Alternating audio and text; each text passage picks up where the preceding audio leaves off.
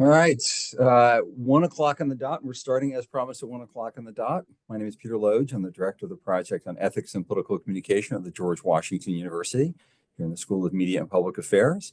We are recording this in the webinar style. I'm going to post a link to the recording in a day or so, and I'll also email around a link to the recording to everybody who registered. Before we get into the conversation, a bit of throat clearing. As I said, I'm the director of the project on ethics and political communication, started it 4 or 5 years ago. The goal is to promote the teaching, study, and practice of ethics in political communication. Feels like it should be a thing. The question on the table then is, what ethical responsibility, if any, do political advocates have, and to whom or what do they have them? And we engage this conversation, this question, in a variety of ways. We talk to the press, write op-eds. I edited a textbook on political communication ethics and theory and practice with practitioners and academics, give talks around the country, write case studies with the University of Texas Austin Media Ethics Center, and of course, occasionally have conversations like this with smart, interesting people who bring smart and interesting perspectives. We've had current and former members of Congress, we have had academics, we've had former cabinet officials, we've had journalists, and it is my pleasure today to introduce a current and a former elected official, educators, activists, and really people making a change on the ground in Florida and setting the tone and helping out nationally. I'm going to introduce them, and we're going to get to the conversation. The first person, we're going to go alphabetically by last name because I'm a professor and that's how we get lists, is Anna Hochkhammer. Did I mispronounce that, I'm guessing? Close enough. Hochkhammer. Close enough. I appreciate that. She's the executive director of Florida Women's Freedom Coalition, which advocates for protecting access to abortion and seeks to expand opportunities for women and girls in Florida. She was an elected official on Pinecrest, Florida City Council, elected to seat 1 in 2016, re-elected in 2020 with 72% of the vote. I've worked for 3 members of the House, a senator, and a president. Those are enviable numbers. Those are really enviable numbers. The other thing I really love about this, in addition to her activism, a lot of appointed and elected roles around the state of Florida, she earned her BA in comparative literature. And I think we undervalue learning things like comparative literature to prepare you for things like careers in education, as a teacher, as an advocate. Also joining us is Jennifer Jenkins. I'm just reading their bios, by the way. So if I'm getting it wrong, go to their website and blame them. Also joining us is Jennifer Jenkins, mom, educator, and a school board member in Brevard County, Florida. She defeated the Moms for Liberty co-founder by 10 points in a district that Trump won by double digits, which tells you a lot about local versus national politics, local versus national news. Now, she did it by championing unbiased public education and at great personal cost. Her advocacy landed her as Governor DeSantis' #1 target of Democratic officials to defeat in 2024, an effort that failed. Her strong voice in favor of LGBTQ+ rights in Florida schools made her a national target for extremists. She was a victim of threats on her life, harms to her family, protests in her home, vandalism, property, and even threats to her own child. She lives in Satellite Beach with her husband, who's a middle school history teacher, which is fantastic, and her daughter, who's in 2nd grade, which I think is pretty cool. So we have people who are advocates for a living or educators for a living. I've spent my career mostly at arm's length in politics. I do a thing to a thing to a thing, which eventually touches people. Jennifer and Anna are living this every day and making a difference in people's communities. And we're in a political moment, I think it's fair to say, unlike any, certainly in our lifetimes. Back when the old days, we used to pay attention to the first 100 days of an administration. Now we're tracking the first 200 hours. A lot's changing really fast. A lot of people don't like what's going on. I don't want to talk about why the 3 of us are right for our policy positions. What I do want to talk about, though, are the ethics of that opposition. So, alphabetical by last name. Anna, what are your ethical obligations as an advocate in this moment? My ethical obligations start with me as an individual, and I think it's really, really important for everyone engaged, whether you're an observer, a participant, an elected official, an advocate, whether you do this full time or just sort of are an armchair philosopher about what should happen in our society, that you take a personal inventory of what your priorities are, what your risk tolerance is, and what your access to the levers of power is. I think that as much as we like to project ethical standards and expectations on others, the only way to begin to engage competently is by having a very clear inventory of one's own. I spent the last 2 weeks mulling it over, quite literally, exactly what are my risks and what are my opportunities? Is it time to decamp to a condo in Portugal and hope to wait it out? Or is it a moment to stay and double down? I made the decision that I'm staying. My children are grown. I have the freedom to be able to act, to defend myself, to lawyer up, to access people and things that can make a difference. And so I'm here for the fight. But I think that that is a legitimate question each one of us has to ask, and do it soon. Jennifer, what do you think? Yeah, I had a different experience. I love what you're saying. I unfortunately didn't have an opportunity to create that ethical ground setting for myself. I kind of got thrusted into a political world and war that I just never expected. So for me, it was a little bit different. I kind of was just learning in the moment, deciding, whether something was right or wrong, and I couldn't be silent about it. And I think that that's part of a debate about ethics that we don't often think about. We often debate about the ethics of actions. We don't talk about the ethics of inaction. I felt it was my duty and the right thing to do to stand up for students and staff, because I knew it was wrong to do nothing and to be silent. And I, from personal experience, I've been through a lot. I don't know too many elected officials who have been through some of the things that I've been through. And often I would have other elected Republicans in secret come up to me and apologize and say, this is wrong. And every single time I would always say to them, I appreciate your apology, but I challenge you to think about what value that actually offers me. What change will it make?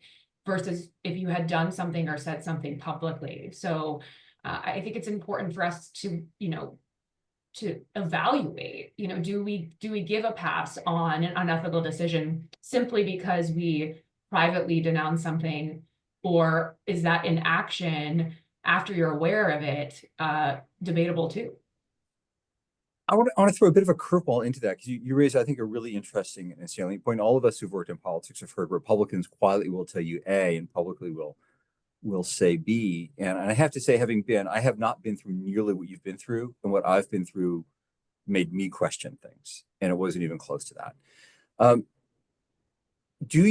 Is it ethical for you to publicly call out those Republicans, to have a press conference, to put out a social media post saying, hey, this Republican by name told me in private that the actions of the right were out of line, so I'm going to out him, basically outing people? Is that okay? Should you do that? I err on the side of transparency. I've been very public about a lot of things because I felt like I had to, but I do weigh it. There are a couple that I've kept private. And honestly, it's based on my interpretation of their integrity. So if I really felt like it came from a true, genuine place, I recognize and value that. And I'm giving them the benefit of the doubt that one day maybe they'll get there on their own, right? Because it's a big step for them to genuinely reach out to me and say something of concern.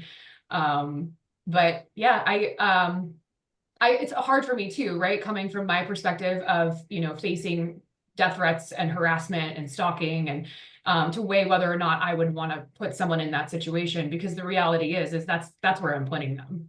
They're going to be in the fire within their own party if I did that to them. So. Really good point. Yeah. Anna, what do you think? Yeah, I think a lot of it has to do with what your objective is. And I think there's a big gulf sometimes between the pure work of advocacy, the sort of speaking truth to power, which has a function inside the political ecosystem of opposition politics, and the practitioners who want to work within the structures and the powers that be in order to affect change or block bad actions, or at least pump the brakes on them a little bit. If you are a political actor inside the system, outing people for having the vulnerability in private to express doubt is probably not the right way to go, because these are people who will learn not to engage with you. You are not safe. If you're a truth to power, stand on a soapbox, in the middle of the park and say it like it is, yeah, knock yourself out. That's your brand.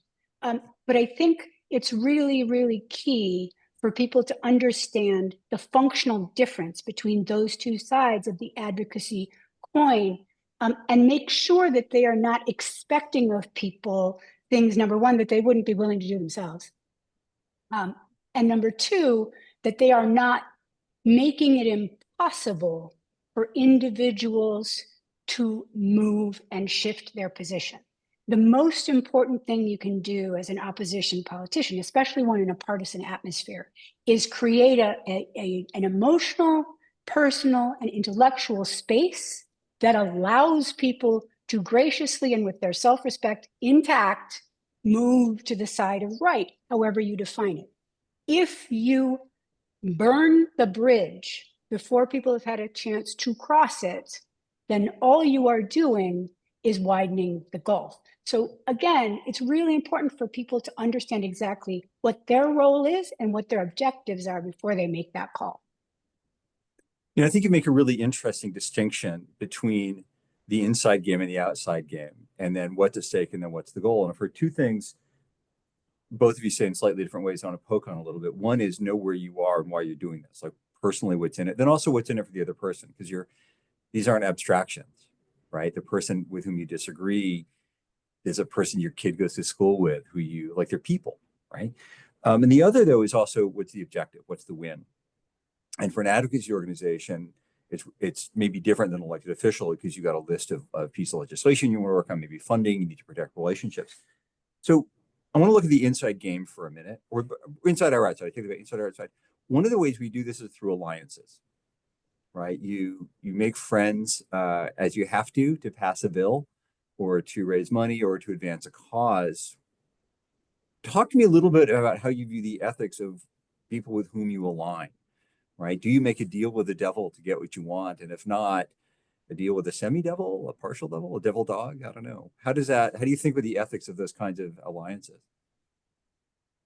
Well, I really had to think that through in our work on Amendment 4, which was the You should amendment to limit explain what government Amendment 4 is. interference with abortion. Florida attempted to amend its constitution to limit government interference with abortion in the face of DeSantis' 6-week abortion ban. We ultimately won and lost. We won with 57% of the vote, but we were not able to amend the Constitution because there's a 60% supermajority threshold. And what became very clear to us working on Amendment 4 from the outset is that there was no path to victory for Amendment 4 without conservative and Republican support. Literally, the math didn't work. So if you were not willing to work with Republicans, to reach across the aisle, to try and create common ground with conservatives in this political environment, you were effectively just a bunch of lemmings throwing yourself off a cliff. There was no way to win. And so it was my group's objective to try and find those people, those Republicans who would openly come out and say they supported access to abortion, or at the very least opposed the 6-week abortion ban. It was my job to find political consultants, vendors, suppliers from that world who were willing to come over and work with us so that we could craft a message that would resonate with those voters. And it was very, very hard. It was hard to find people who would come out on the record and do it. It was hard to find people in the reproductive rights space who were willing to work with those who would. The problem was on both sides. And so my organization ended up being a bit of a buffer between the heart and soul, very, very standoffish with pro-choice Republicans or abortion access supporters outside of their traditional milieu. And it was also extremely difficult for us as individuals to determine exactly how close or how far we wanted to engage with the Trump campaign, which of course the ground zero for it was in Florida. I happen to know, because we had reason to know that now President Trump thought that the 6-week ban was extreme and crazy. Then we had to confront the ethics of using his public statements to that effect, crafting information directed towards conservatives and Republicans that highlighted his position without overstating it.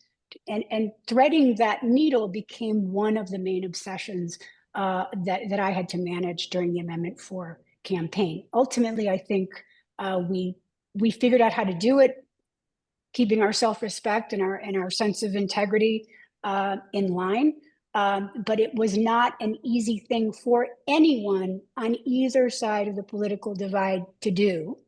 And I think we underestimate exactly how difficult the technical day-to-day work of that sort of bipartisan political campaign is. We talk about it, right, the common sense middle, without understanding how hard it can be for people to give one another access to the interior workings of their operation.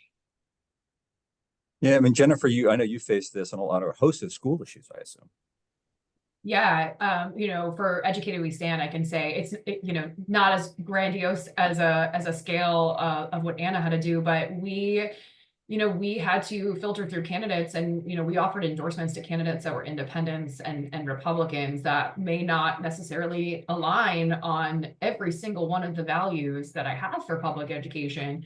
But we had to outweigh the opponent that they were running against and the threat that they posed to being elected to that board. Would it swing it into a majority of full-blown extremism that would do significant damage to our public education system or the students in that community?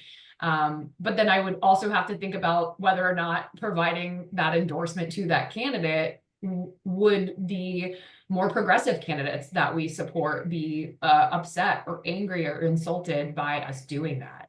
And so again, it wasn't as big of a scale, but it is important because when you give the thumbs up to somebody who may not align on everything that you do, are you then held responsible for the potential damage that they cause in the future? I think, I mean, you get a lot of complicated ethical questions here that I think gets at Lisette's question in the Q&A in the chat. That is, there are strategic reasons to create alliances, right? No permanent friends, no permanent enemies, right? But there are also ethical considerations in that. Do you want to elevate somebody with whom you only agree on one issue? If they get in, are they really good on your issue but really bad on others? Then there's a classic dirty hands problem, right? Do you let the okay become the enemy if they're really bad? Do you let the perfect become the enemy if they're really good? Like, how do you slice that ethically? I think there are all complicated, important questions. This also raises another question that the bill gets at a bit in the chat, and it's one that comes up all the time, and that's means ends. If the stakes are super high, is it okay to cheat a little to get a good win? Is it okay to use disinformation to get what you think is absolutely right? Because you're promising you're only doing it this time, not the next time. But how do you, is it ever, do the means justify the ends? You're both working on incredibly important issues. Do the means justify the ends in your advocacy? Well, I mean, in my case, based on our abortion access, I had no need to lie. The extremes that we're living under in Florida, the threats to access to normal modern health care for American women and girls are so over the top and so retrograde that I didn't have to look particularly far in order to find examples of real harm caused to real people and likely negative outcomes that are coming for all of us sooner or later. So, I, as an elected official in 2016, always made a point of rewatching my comments during city council meetings, especially during fraught or difficult votes. And I rewatched the following day my comments every single time to make sure I remembered what I said correctly and I understood and stood by the thought process by which I reached my vote. Because the only options open to an elected official are yes or no. Yes, but, or no, and are not on the menu, right? You have to choose yes or no. And so because I set that standard for myself and proceeded to act that way over 8 years, I can tell you with great honesty, I stand behind every vote I ever made, and I stand behind the thought process that to lead me to that vote. When you make that clear for yourself and hold yourself to it, it doesn't become particularly difficult to take hard votes. The only time it becomes difficult is when you haven't done the hard work yourself to determine what your personal standards are. And so anytime I hear an elected official talk about how hard a vote was, I know I'm talking to somebody who hasn't done the work, right? And that's individual work that serves us, whether you're in politics, whether you're in advocacy, whether you're a middle school teacher, or whether you're a cop or a cleaning lady, right? So no, I don't lie. No, I don't tell other people to lie. No, I don't turn a blind eye to people lying or misleading, period. And that's how I proceed in everything that I do. Others may come to a different conclusion, but frankly, they're not people I want to work Jennifer? Amen. Yeah, no. I refuse to give up my talking point, my favorite talking point, if I stand firm on my convictions, and you will never question my integrity. I absolutely refuse to do that. And I actually do the exact same thing. I would watch, any contentious moment that we had back, even that evening sometimes, because I wanted to know that when I was defending my words or my values the next couple of days through the media or through the community, that I knew exactly what I said. So that it wasn't being misinterpreted. And I often, going into those votes, I would make it a point, especially because I was, a 4-1 minority on my school board, I would make it a point to say why I was making that decision during the discussion, even though you don't have to. Typically, that isn't happening in most meetings, but I made a point to say it, so it couldn't be misinterpreted. And I agree with you. I think unfortunately, one of the things that I came to understand very quickly in politics, and we hear about it all the time, but it's not real until it's real to you. The unfortunate lack of integrity that exists, and it is so rare, and so to compromise that would just be such a disservice, not only to yourself, but honestly to the community that you claim that you want to serve. You both raise a really interesting point that I encourage my students to think about. And like you, Jennifer, I think not enough of us, and I count myself in that category, think about it early enough in our careers, right? People get into politics or advocacy because they think they're good people doing the right things. And so they do the stuff without doing the hard work that both of you has indicated of what does that mean to me? Why am I in this, right? On whose behalf am I working? What is the rock on which I'm building my political foundation? So I'm gonna ask a bit of a personal question to each of you. What's your touchstone or test for making a hard choice?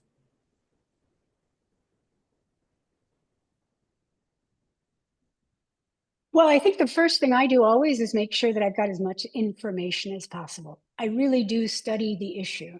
And I make it a point to feel that I can have an intelligent conversation with subject matter experts about whatever I need to have a vote on. And if I can't have an intelligent conversation asking intelligent, informed questions about it, that's because I haven't done enough work. It's that simple.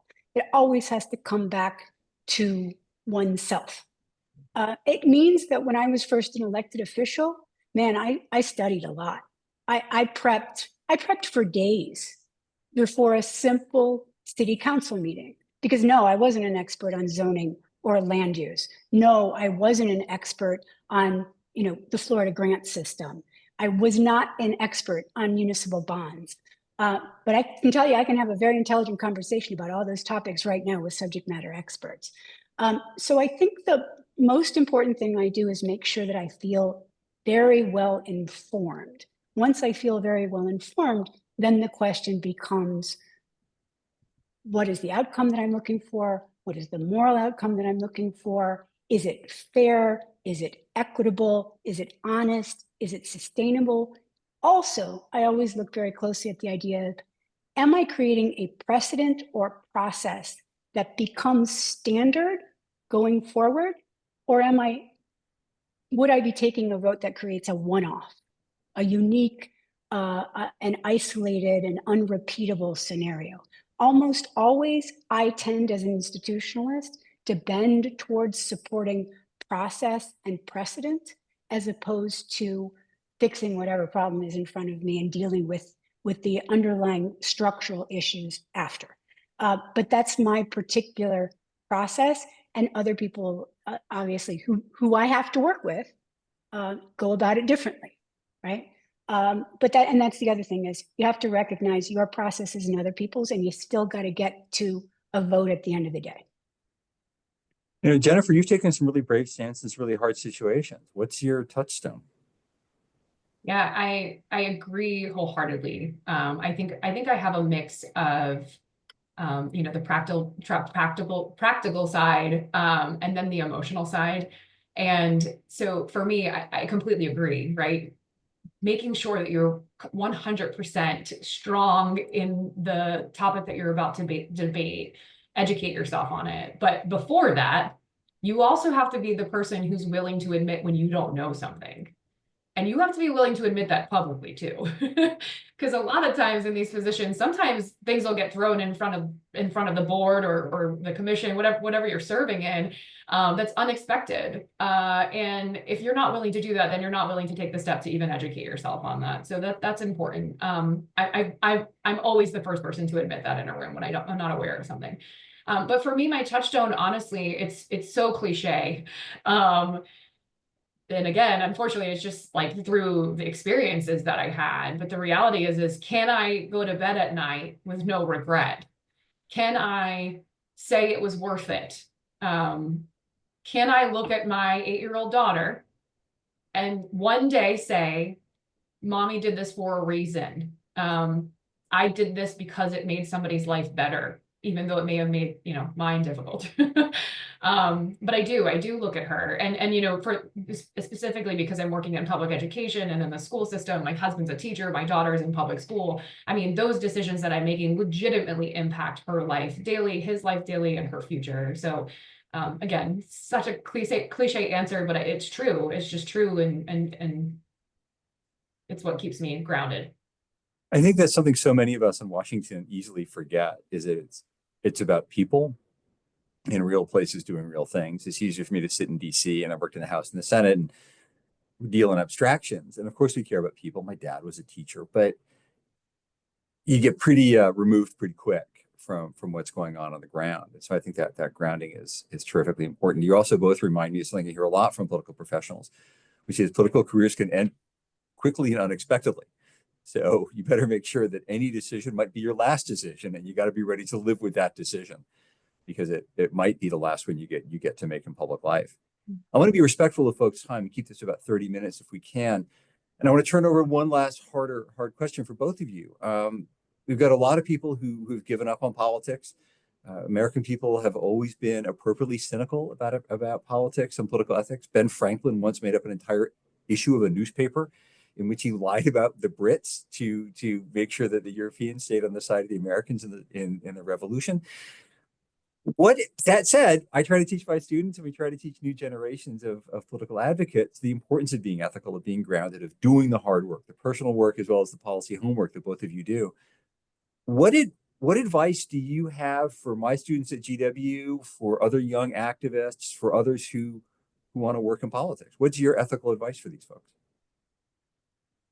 Well, I always think young people who want to work in politics are usually sociopaths. So I probably don't have great advice. Actually, let me walk that back. I always think that young people who want to be elected officials are usually sociopaths. The reason is that I think young people who become interested in positions of power are oftentimes more drawn to the idea of power than to the idea of service. And I think one ideally earns power through service.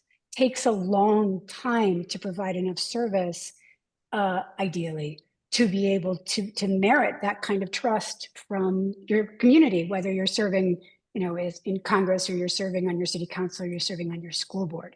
So I tend to meet young people who want to be elected officials with a great deal of skepticism, and suggest that they start actually serving some people outside of the political sphere in an advocacy role before they decide whether or not that's a good fit for themselves. But for people who do want to be of service, the best thing I can say is be prepared to be disappointed Human beings, I'm a Calvinist. Human beings are tremendously disappointing people. You have to love them anyway. And if you expect to be satisfied by your interactions in the world of politics and advocacy, you will be disappointed every single time. You have to find a motivator that's beyond success, so that the success just becomes the extra cherry on top of the sundae. And the relationships and the work are enough to sustain you. If it's not, nonprofits, advocacy work, grassroots political work is probably not a good fit for you. And there are lots of other things you can do with your life that are useful and good. Make sure that you're doing something that fills you and fits you, and you will ultimately do the right thing and be in the right place. Love it. Jennifer, what advice do you have for my Yeah. sociopaths? I doubled down on that. You know, you can't say that you want to work in politics. You have to say that you want to work in people. I ran for school board just as an educator. I just, quite frankly, I had no interest in politics. I didn't even know who my local elected officials were. I barely even knew who the school board members were. I was sick and tired of making $38,000 with a master's degree. And my special education students weren't getting the services that they need. I went into it for just a personal human reason. I got thrusted into the world of politics. And the reason I did was because I suddenly found myself in a place to become an advocate for LGBTQ students and staff, for the health and safety of our students and staff. And I was going about it from a perspective of, this is my responsibility to the people. I very quickly became a culture war and a political talking point, of course. But I didn't seek that. That wasn't my focus. And I think that is important to remember. There's nothing wrong with wanting to go into the field of politics, but there has to be a bigger why. There just has to be, because you will absolutely be disappointed, probably more times than you're satisfied. And the only way to hold on to your sanity and into those moments that satisfy you is to recognize that success is relative. It doesn't have to be tremendous or in the spotlight, or even what you thought you were going out and seeking to achieve in the first place. It could be something so small as, well, it's not small, but but I had, anytime I have a teenage girl come up to me and thank me for being an example for them, man, that is what I hold on to. I don't care that I was on MSNBC. That's like beyond on the bottom of my list. I really care about those human moments. And so it's important that if you are going to go into that space to stay connected to that, because again, man, people are going to disappoint you. I often tell people it's kind of like that scene in Wicked and the Wizard of Oz, when you pull the curtain behind and you realize it's just this tiny man. It happens often. And there needs to be more people who are prepared to experience that. So hopefully one day that changes. One day that won't be the comment from people who are working in that space. I love this. This is a weirdly optimistic way to end, in spite of the fact that you're saying we're all going to be let down all the time by sociopaths. The things I'm taking away from this conversation, a reminder that the politics isn't something in the abstract. It's not a game. It's about changing people's lives, making people's lives materially better. The teenage girls that come up to you, Jennifer, the women who can access healthcare, Anna, things like that. And a reminder that it's a responsibility. We have a responsibility to each other, even though we're imperfect, even though we're always going to let each other down, we have a responsibility. And the thing that really strikes me that I'm going to use repeatedly is you earn power through service.